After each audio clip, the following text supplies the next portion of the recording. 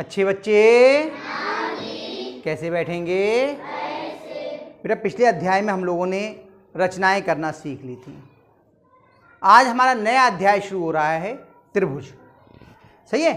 और इस अध्याय में हम लोग त्रिभुज क्या हैं, कितने प्रकार के होते हैं, और विशेष रूप से एक त्रिभुज का प्रकार है समकोण त्रिभुज, उसके विषय में हम लोग पढ़ेंगे। सबसे पहले हम जानते हैं त्रिभुज होता क्या है। इसमें दो हैं शब्द, एक त्रि और एक भुज। त्रिभुज यानी ऐसी ज्यामितीय रचना जो तीन सरल रेखाओं से घिरकर बनी है, जो तीन सरल रेखाओं से बनी है, उसे हम क्या बोलते हैं? त्रिभुज। कैसे? तीन सरल रेखाएं ऐसे ऐसे, इस रचना को हम क्या बोलते हैं? त्रिभुज। इसका नाम लिख देते हैं A B C।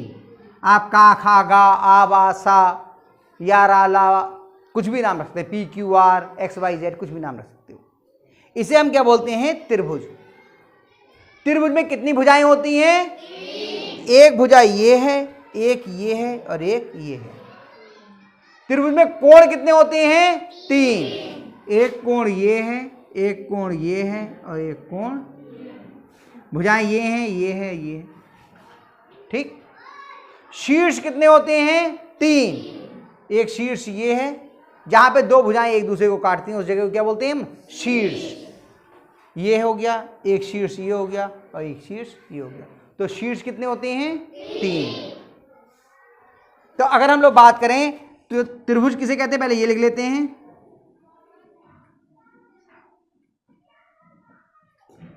तीन सरल रेखाओं से घिरी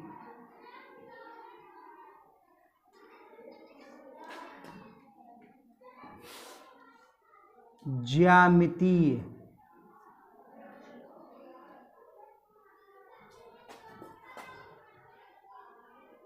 आकृति को त्रिभुज कहते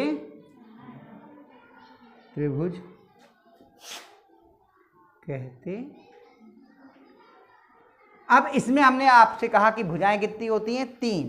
तो यहां पे लिख देता हूं मैं संक्षेप में, और इसी आकृति के आधार पर नीचे हम लिख लेते हैं। नंबर एक, भुजाएं। कौन कौन सी चीज कितनी होती है इसके आगे लिख देता हूं। भुजाएं कितनी होती हैं? तीन। अब इस वाली आकृति में कौन कौन है तीन भुजाएं बताओ। एक है AB, इस भुजा का क्या नाम है? जो AB। इस वाली भुजा का क्या नाम है? BC। और इस वाली भुजा का क्या नाम है? AC या CA, बात एक ही है, कुछ भी बोल सकते हो। इसे AB बोल दें या BA बोल दें, इसे BC बोल दें या CB बोल दें, इसे AC बोल दें या CA बोल दें, ठीक ही बात, एक ही बात है, भुजाएं। अब बात करते हैं कोण। कोण कितने होते हैं? एक कोण ये है, एक कोण ये है, एक कोण ये है। अगर एक ही बिंदु में कहेंगे तो इसे कोण A बोलेंगे, इसे कोण B और इसे कोण C, और तीन में बोलेंगे तो ये हो गया BAC या CAB।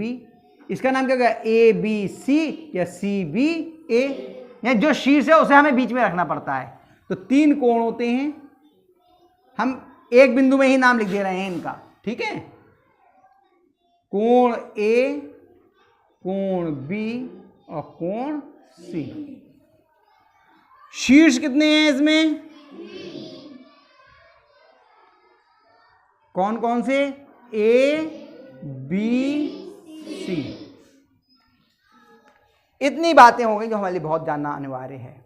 तीसरी बात, तीन कोण हैं इसमें और तीनों कोणों का योग 180 अंश होता है। चीजें हमें समझते हैं तो आगे हम लोगों के लिए आसानी हो जाएगी।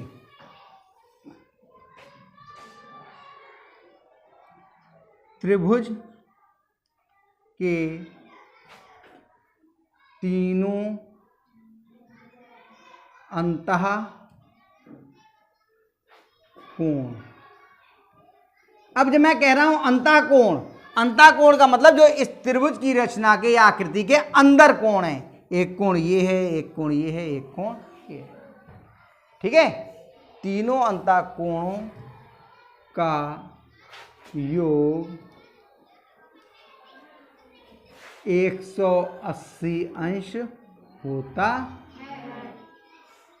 ये चीज भी बहुत महत्वपूर्ण थी जो आपको जाननी चाहिए। सही है। दूसरी बात, एक और चीज हमें जानना चाहिए कि सम्मुख कोण कौन सा होता है, सम्मुख भुजा कौन सी होती है। ठीक, जैसे ये कोण है, इसके सम्मुख क्या है? सम्मुख मतलब सामने, भुजा है या कोण है? भुजा। तो इस ए भुजा के, ए कोण के सम्मुख भुजा कौन सी हुई? कौन सी हुई? बेटा इधर बता रहे हैं, आप उधर देख रहे हो तो कैसे समझ में आएगा? ये तो चित्र बना हुआ है, चित्र में हम आपको बताते जा रहे हैं सामने क्या है पीछे क्या है, ये तो लिखा हुआ है, इतना तो समझ में आ जाएगा देख के, है ना। तो कोण ए की सम्मुख भुजा कौन सी है?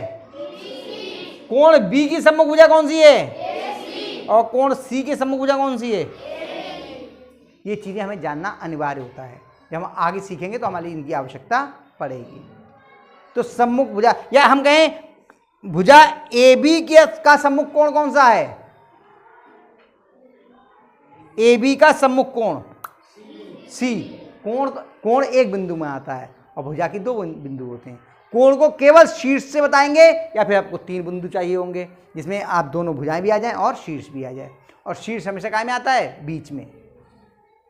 शीर्ष हमेशा बीच में आता है। जैसे सी कहा, जैसे आप ए सी बी बोल सकते हैं या बी सी ए बोल सकते हैं या कोण सी भी बोल सकते हैं केवल, है ना। तो ये बात कर रहे हैं कि ए बी का सम्मुख कोण कौन सा है? सी। बी सी का सम्मुख कोण कौन सा है? ए। और ए सी का सम्मुख कोण कौन सा है? बी। ये चीजें हमें जानना जरूरी थी। एक और चीज बता देता हूं मैं आपको, फिर बाद में हम लोग आगे सीखेंगे तो हम कोणों के प्रकार सीखेंगे। जैसे हमने ये कोई त्रिभुज बनाया,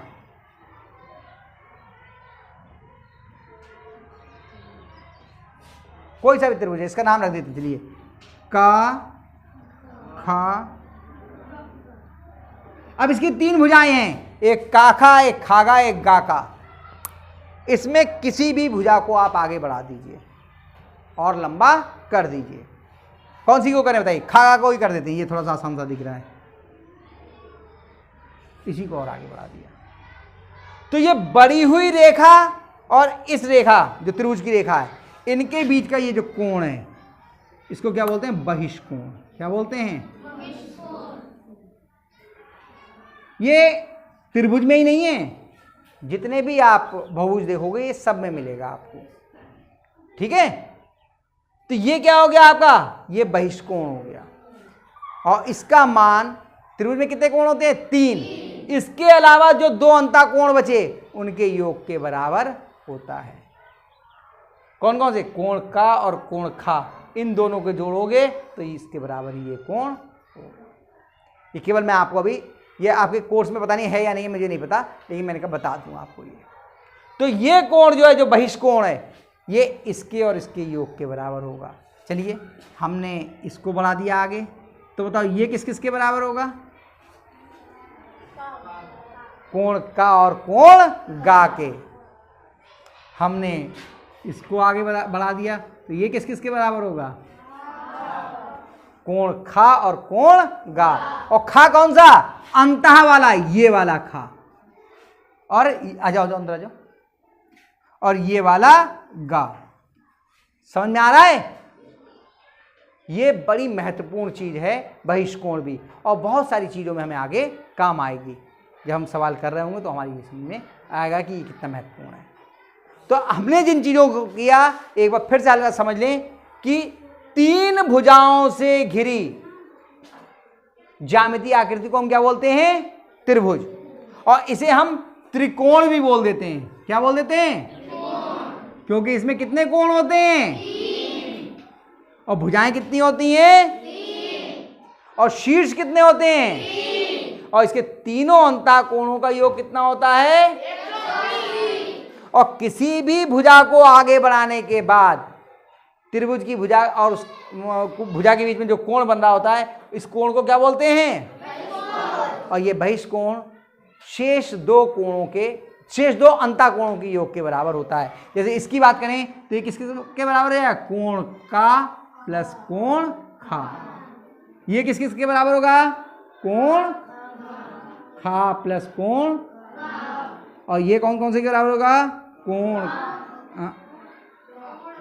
कोण का प्लस कोण। आ गई बात समझ में? तो इन चित्रों को उतार लीजिए, ये लिखा हुआ उतार लीजिए, और उसके बाद में फिर अगले उसमें हम लोग पहले त्रिभुज के प्रकार, ये 4 टंगा है ना, बना हुआ ना, तो ये त्रिभुज के प्रकार हम लोग कल सीखेंगे, और उसके बाद आपकी अभ्यास हम लोग शुरू करेंगे।